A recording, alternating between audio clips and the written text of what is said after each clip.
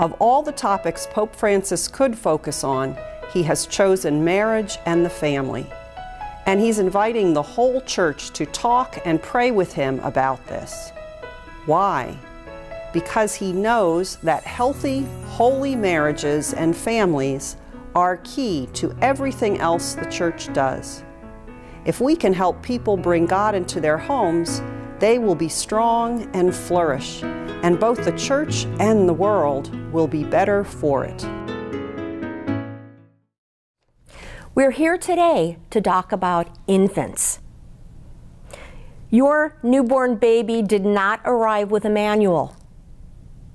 What your baby did arrive with was the sense of knowing your voice, your scent, and your touch.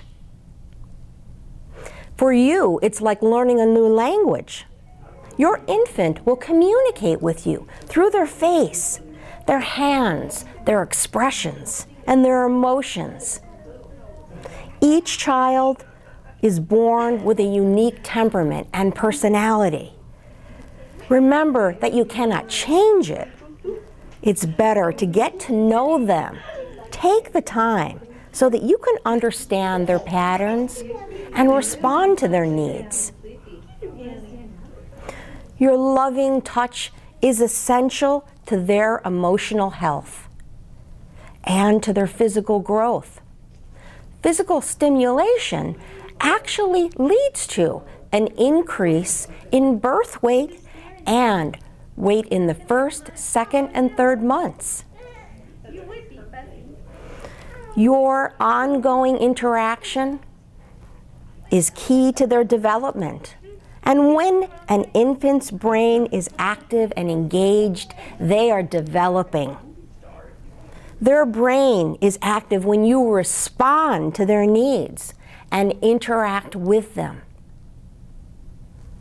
Your baby will set the pace for how much they can take in or process.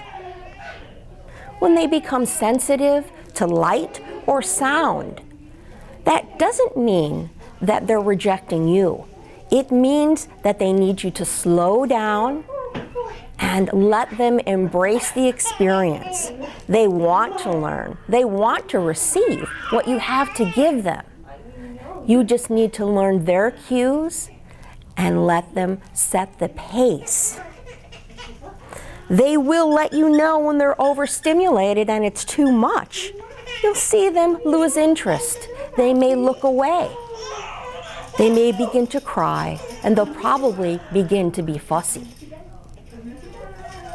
Keep in mind that music is a wonderful tool. It engages both sides of their brain. The artistic, soothing relaxation that comes through the sound waves, in addition to the rhythmic, verbal nature of music, gets both sides of the brain working at the same time. Look into their eyes, engage them physically, sing to them, read to them. Keep in mind that infants do not learn very much from sitting in front of a television. The TV does not pick up on their cues like you can. And the television never responds to their actions. They need human interaction. Discipline. Infants truly do not need discipline. They're in a learning mode. The foundations of discipline begin in infant life when you provide structure to their daily routines. Keep in mind that their crying is not a bad behavior. It's simply a form of communication. Are they wet? Are they hungry? Are they tired? Are they too hot? Are they too cold? Is something physically making them uncomfortable? Examine their clothes. Is there a bug bite? Is something pinching them? Letting a baby cry themselves to sleep, that should be your last resort. You are teaching them how to soothe themselves, the rhythm of, you may pick them up, you may hold them, you may rock them, you may walk them. But you're teaching them that there is a process to de-escalate their body, to soothe their mind and their spirit that then is receptive to the process of sleep. And remember that you cannot change your baby's behavior with words. It's always our first instinct to shout out or to give a verbal command. But the good news is that babies are easily distracted. So a loving way to adjust their behavior is to simply remove them from the situation. Give them a verbal cue and then redirect them to focus on something new. So when your baby is attempting to climb the stairs, pick them up with a gentle uh-oh, move them into the next room, sit them in their high chair, and let them watch you prepare dinner. Talk to them, explain to them what you're doing, show them what you're using. It may seem simple, but they love the process, and they love that you're including them in that moment. Helping your baby grow is letting them be a part of your routines, your daily lives, your expressions, your conversations. You have what it takes to help them grow and develop into healthy, loving human beings. Have confidence, follow your instincts.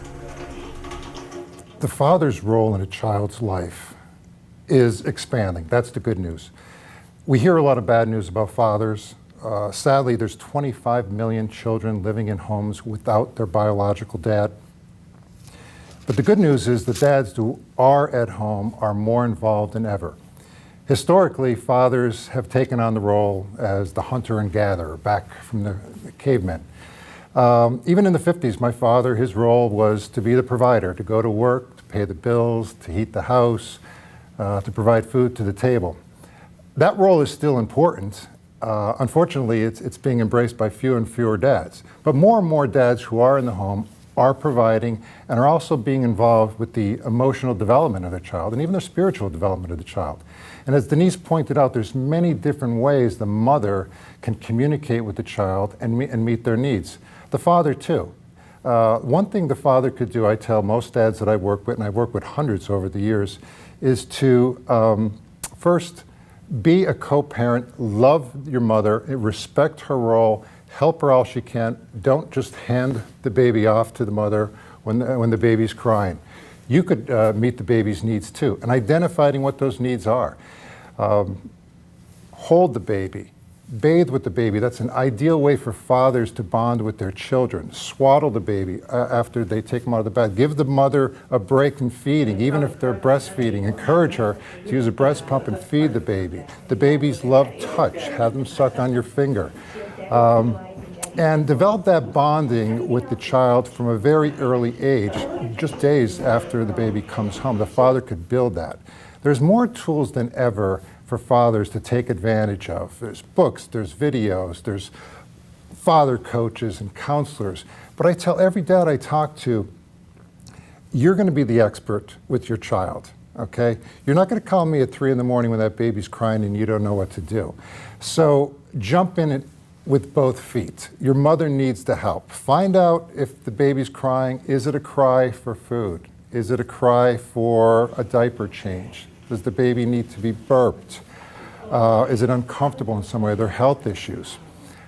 You're the expert in that child as a dad, okay? It's important, yeah, you go to work and bring home the check, but now it is more important than ever that your child has a nurturing mother and father. And more and more fathers are getting involved. At Catholic Social Service, we're starting a boot camp for dads in hospitals where dads could jump in and learn from other dads with their babies. Just basic things like changing a diaper, burping a baby, feeding a baby, the right way to hold a baby, how to react and identify when the baby's going through different emotions and needs. So we talk about a lot of hands-on stuff in our coaching sessions and our classes, but I also give fathers a little taste of the bigger picture of fatherhood. I call it the 3 R's. You know, I tell them you learn reading, writing, and arithmetic in school. The 3 R's are even more important. One is respect for your job as a father and the honor that it is. You brought a life into this world, okay? You and the mother of the child. It took both of you. That is a tremendous blessing and honor. And in the one commandment, there's a promise. If you honor your mother and father, things will go well with you. I asked the father, I said, you want things to go well with your child? Of course. They always answer yes. Okay. Then they're told to honor you. What are you doing to deserve that honor and respect? Okay, so respect your role as a father, that they need you, they need your love, they need your nurturing care and attention. So once they learn to respect that they're important roles as a father, okay, then we talk about responsibility. All right, what is their responsibility? And we talk about the physical responsibilities of raising a baby, providing for them, having a job, financial support, and so forth. But what about the responsibilities of being there? The emotional needs of a child, helping the mother when she needs help, okay? So there's a lot of tremendous roles regarding responsibility and accountability of being a father, as well as the respect for its role. The third R is the fun part, and it's rewards. As a father, when I held my baby son, I thought about playing catch with him, taking him out to ball games, fishing, the rewarding part, and they all happened.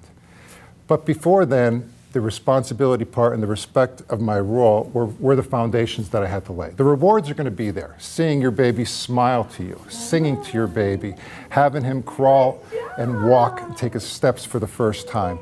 Those are the rewards, walking them down the aisle when they graduate and seeing them hold their own babies someday if you're fortunate enough to be a grandparent. Those are all the rewards that are in store for you. Okay, but you can't just jump to the reward part. The respect part and the responsibility part are so crucial in being a good dad.